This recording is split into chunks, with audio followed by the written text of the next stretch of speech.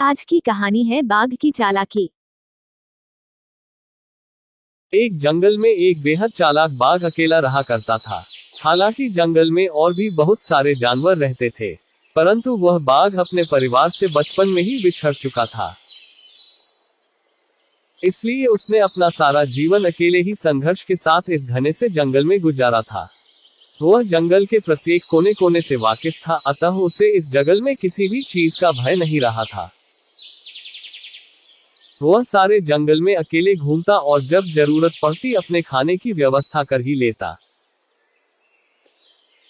कहते हैं ना कि पारिवारिक व्यक्ति की घर की जिम्मेदारी ही उसी की जिंदगी से उस गुमराह कर देती है, क्योंकि वह हर वक्त अपने परिवार के सदस्यों के बारे में ही सोचता है।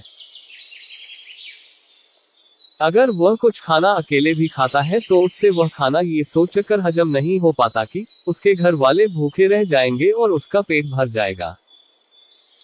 लेकिन बाघ का परिवार था ही नहीं और वह अपना जीवन खुद के बनाए नियमों एवं शर्तों के बल पर जीता। इसलिए वह हर दिन खुशी के साथ मौज मस्ती करके बिता लेता। वह बड़े से बड़े जानवर के साथ चालाकी से खिलवाड़ कर देता। जब भी उसे अपना पेट खाली महसूस होता, वो चालाकी से जंगल में घास करने वाली जानवरों को घात लगाकर मारता और अपनी भूख शांत करता। कई बार तो किसी जानवर को उसके साथियों के सामने ही मार डालता और शिकार को दूर ले जाकर वहां अपना पेट भरता।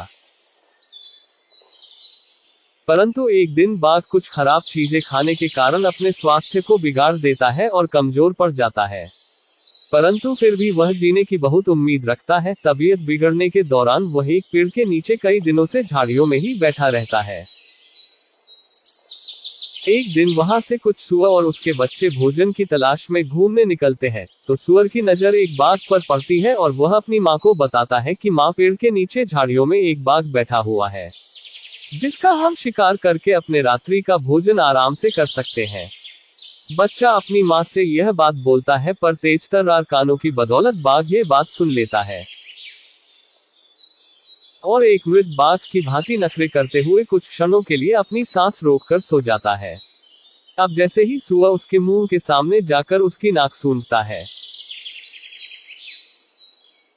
तो वह उसे मरा हुआ समझता है और उसे अपने स्वास्थ्य के लिए हानिकारक समझकर वहां से चला जाता है।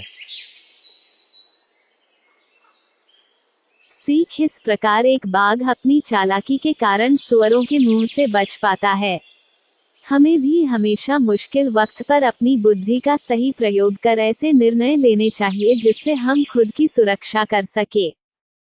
अगर आपको वीडियो पसंद आए तो लाइक करें, शेयर करें और सब्सक्राइब करें।